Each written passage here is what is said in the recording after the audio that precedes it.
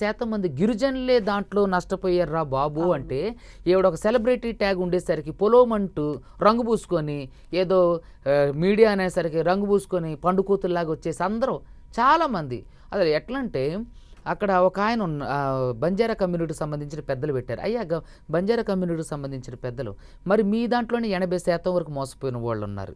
మరి వాళ్ళ సంగతి వాళ్ళ తరపున ఎవరు మాట్లాడతారు?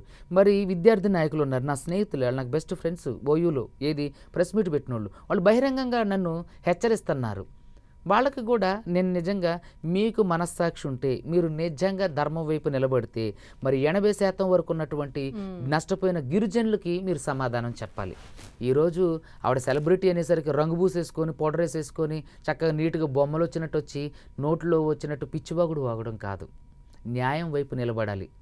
సో ఇలాంటివన్నీ కూడా ఇవన్నీ సుబ్బు అసలు కేర్ చేయడండి. I don't care. నా వెనకాల న్యాయ వ్యవస్థ, నా వెనక ఒక పెద్ద మహాసముద్రం ఉంది. న్యాయవాదులు నాకున్నారు పెద్ద పెద్ద. అలాంటి వాళ్ళకి భయపడుతున్నాను. దిస్ ఇస్ బుల్షిట్ థింగ్ అండి. నేనేమంటానంటే న్యాయవాదుల్ని బెదిరించాలి అనుకుంటే అది వాళ్ళ ఉనికికే ప్రశ్నార్థకం. ఈరోజు తెలంగాణ రాష్ట్రం రావడానికి ముఖ్య పాత్ర వహించిన వాళ్ళు న్యాయవాదులు ఎప్పుడు కూడా నడుం బిగించి ఉద్యమాలు చేయలేదు, తెలంగాణ కోసం చేశారు. ఈరోజు తెలంగాణ ప్రభుత్వాలు కానీ లేదంటే అంతకుముందు గత ప్రభుత్వాలు కానీ సక్రమంగా వాళ్ళ డ్యూటీలు చేస్తున్నాయంటే ఎన్నో జీవోలు ప్రభుత్వానికి అంటే ప్రజలకు వ్యతిరేకంగా, పోలీస్ వ్యవస్థకు వ్యతిరేకంగా, పోలీస్ యాస్పిరెంట్స్కి వ్యతిరేకంగా, తర్వాత రకరకాల పెద్ద పెద్ద కుంభకోణాలను బయటకు తీసుకొచ్చిన ఘనత మా అడ్వకేట్లది.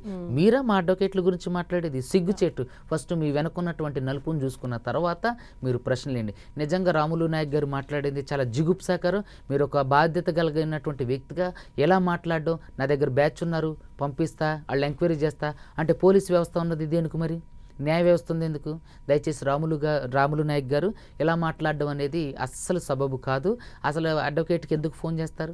ఎమ్మెల్యే తండ్రి అయినా మీరైనా ఇంకొకడైనా ఎందుకు చేయాలి? ఎక్కడుంది సిపిసి, సిఆర్పిసి, ఇప్పుడు కొత్తగా వచ్చినట్టు బిఎన్ఎస్ఎస్లో అలాంటి వ్యాఖ్యలు చేస్తే మిమ్మల్ని అరెస్ట్ కూడా చేస్తారు. దయచేసి గుర్తుపెట్టుకోండి.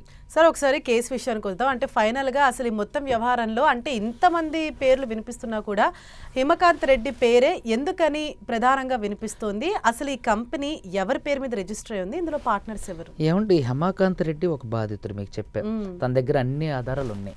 అతను ఎక్కడికి వెళ్ళిపోయిండో తెలీదు. బయటకు వచ్చిన తర్వాత తన దగ్గర ఉన్న అన్ని ఆధారాలు తీసుకొస్తాం. రేపొద్దున హిమకాంత్ రెడ్డి బాధితుడు అని తెలిసిన తర్వాత ఎవరైతే అతని మీద కుట్రబన్ని కేసును తప్పించాలనుకున్నారు వాళ్ళందరూ కూడా శిక్షించాలి. మరి ఇక్కడ దొంగతనం చేసి దొంగతనంగా డబ్బులన్నీ కోట్లు దాచుకొని ఎవడైతే రమవత్ మధు ఉండో వాళ్ళ అమ్మల పేరు మీద, వాళ్ళ అక్కల పేరు మీద, వాళ్ళ చెల్లెల పేరు మీద, వాళ్ళ చుట్టాల పేరు మీద బినామీ ఆస్తులు, భూములు, సిమెంట్ ఫ్యాక్టరీలు కొని వాడు చక్కగా దర్జాగా ఉండో, ఎవడైతే ఒక ఏజెంట్గా డబ్బులు కలెక్ట్ చేసి వాడికి ఇచ్చినటువంటి హిమకాంత్ రెడ్డి ఉండో పాపం ఈరోజు పిల్లల్ని ఉన్న ఊరిని వదిలిపెట్టి మరి ఎటు పారిపోయిండి వెళ్ళి దాక్కుని దొంగలాగా బ్రతకాల్సి వస్తుంది. ఈరోజు న్యాయం ఎక్కడ బ్రతికుంది చెప్పండి? ధైర్యంగా న్యాయం చేయడానికి నిలబడ్డ నాలాంటి అడ్వకేట్ని ఎంతోమంది బెదిరిస్తున్నారు, ఎంతోమంది బహిరంగంగా బెదిరిస్తున్నారు. అసలు ఎక్కడన్నా ఉందా న్యాయ వ్యవస్థలో ఇట్లాంటివి? సో ఇలాంటి ఊకదంపుడు మాటలకు భయపడితే మేము పెద్ద పెద్ద కుంభకోణాలను బయటకు తీసుకురాం. కాబట్టి ఇలాంటివి అసలు పట్టించుకోము. అసలు ఈ కంపెనీ అన్నది ఎవరి పేరు మీద ఉంది? రమావత్ మధు అంటే వాళ్ళ అక్క, వాళ్ళ బావ. ఓకే, అందులో వీరందరూ పార్ట్నర్స్ ఎవరండి? ఇప్పుడు మీరు చెప్పిన శివ కావచ్చు, అంటే వాళ్ళందరూ మంగ్లీ కూడా.